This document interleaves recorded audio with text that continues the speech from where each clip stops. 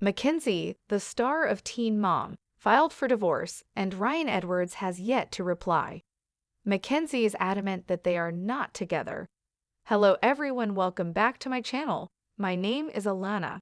I hope everyone is having a wonderful day. Please subscribe to my channel. So let's get started. On February 27, Mackenzie, 26, filed for divorce from Ryan, 35, following their 2017 marriage and the birth of their 2 children together. Ryan has not responded to the divorce and has not retained a new attorney, as the U.S. Sun can exclusively disclose. On March 16, Ryan's attorney, Chrissy Mincy, submitted a move to withdraw as counsel for defendant Ryan Christopher Edwards, but she did not provide a justification for the withdrawal in the court document at that time. Mackenzie shared a number of pictures of herself and their kids, Jagger, 4, and Stella, 3, over the weekend. Mackenzie answered a fan who questioned if she was with her ex with, "God no lol," in a since-deleted family photo that she left Ryan out of. After meeting Amanda Connor in treatment over the summer, Ryan has reportedly been seeing her, according to a prior article from the U.S. Sun. After Ryan finished 28 days of CADS therapy in July, he was told to move into the Oasis halfway home. Exclusive images of Ryan and Amanda were obtained by the U.S. Sun on August 15, showing them making their way from their halfway house, located on the same grounds as CADS Rehab, to the main facility for seminars and group therapy. In addition, Ryan shared a since-deleted picture of Amanda riding his motorcycle. They met and started seeing each other at rehab, one insider stated. Unless it's a thing, he doesn't ride with anyone. Friends are not permitted. The source went on to discuss Ryan's new relationship with the U.S. Sun, saying, "It's not okay to choose how you spend your time and who you spend it with. This girl poses a threat." The informant went on to say that the two had grown to have deep romantic feelings for one another. "They are content," the source stated earlier this month. Ryan acknowledged that they are in love. However, Amanda is trouble, a close insider recently told the U.S. Sun. "She has been in and out of the system since she was old enough to catch a charge," the insider asserted. "She's not a positive role model for Ryan." The halfway house's guidelines state that individuals may not enter into new relationships unless they have recently been in a committed one. It is permissible for participants to check out of the halfway house in order to visit friends, go shopping, or go to work. The U.S. Sun acquired court documents from a few of Amanda's numerous apprehensions. She was taken into custody for possessing a controlled drug in August of 2017. After entering a guilty plea, she was sent to CADS treatment. Then, on April 25, 2018, Amanda was taken into custody by the Chattanooga Police Department following a report of a suspicious person at a CVS. Amanda was allegedly with 2 men in a car when police arrived on the site. The female suspect was patted down by another officer, according to the report. The left side of Connor's bra had a tiny bump that the officer found. She offered to take it out of her bra when someone questioned about it. She took out a small transparent bag containing methamphetamine and a small transparent bag containing light tan powder, which seemed to be heroin, from her bra. Spoons and tiny clear plastic bags, commonly used for selling narcotics, were discovered by the police inside the car. During the interview, Connor gave a spontaneous utterance that she sells narcotics, the report stated. After her arrest, she was accused of possessing a controlled narcotic. On July 12, 2018, Amanda filed a guilty plea. Due to her exemplary behavior, her sentence of 11 months and 29 days in jail was eventually suspended and she was placed on probation. Amanda was taken into custody by the Hamilton County Sheriff's Office on June 21, 2023, on warrants for 2 counts of possession of a controlled substance and driving while intoxicated. She checked herself into CADS rehab at the same time as Ryan because of these allegations. On August 19, 2023, Amanda was busted for possession of controlled substances, possession of drug paraphernalia, possession of narcotics general category for resale, and contraband in a prison institution. This got her into trouble again. The Office of the District Attorney dismissed all allegations. Amanda did not answer the U.S. Sun's request for comment right away. Following his reunion with Mackenzie at his halfway home on August 15, Ryan embarked on a new romantic relationship, raising hopes that the two were moving toward reconciliation. Before saying goodbye, Ryan and Mackenzie completed 5 loops on the CADAS public sidewalks. The U.S. Sun was the only source of these images and videos. The ex-couples flirted and laughed a few times while out on their walk, but they avoided making contact.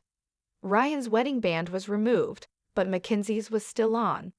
They spoke passionately and emotionally throughout the most part of their discussion. Ryan appeared protective at times, while Mackenzie occasionally dropped her arms in defeat and gave off the impression that she was frustrated. When she left her estranged spouse, the two did not embrace or kiss. Ryan allegedly shared an explicit picture of Mackenzie on social media and accused her of being unfaithful, which sparked the couple's dispute. Ryan was the target of a protective order petition filed by Mackenzie on February 8 after she accused him of domestic abuse. At a court hearing on July 14, the order of protection was revoked so that Ryan could communicate with their kids via her. The Teen Mom former cast member, who also has a kid from a prior marriage, asked to be the children's primary residential parent throughout their divorce, citing her suitability and appropriateness. She also asked Ryan to pay her alimony and Jagger and Stella's child support. Josh Panter, a divorced father, and Mackenzie had a brief relationship, but they broke up in July when Ryan was released from jail to enter treatment. On Monday, August 14, Ryan made an appearance in Hamilton County Sessions Court, exactly 1 month following Judge Thierry Starnes' order to be released from prison and enter treatment. During the hearing, the judge gave Ryan the order to live in Oasis, a halfway home managed by his CADAS recovery facility. The state's prosecutor opened with, "Mr. Edwards remains a patient at CADAS rehab. Until we have a better understanding of Mr. Edwards' condition, the state will not settle these matters. A CADAS update would be greatly appreciated." The judge and prosecutor were asked to read a letter from the program by a rehab representative. After seeing the update letter, the prosecutor stated, "There has been. We can give him a B+. That is quite favorable for Mr. Edwards." The state would request and force Mr. Edwards to travel to Oasis based on that letter, based on TADAS's recommendation.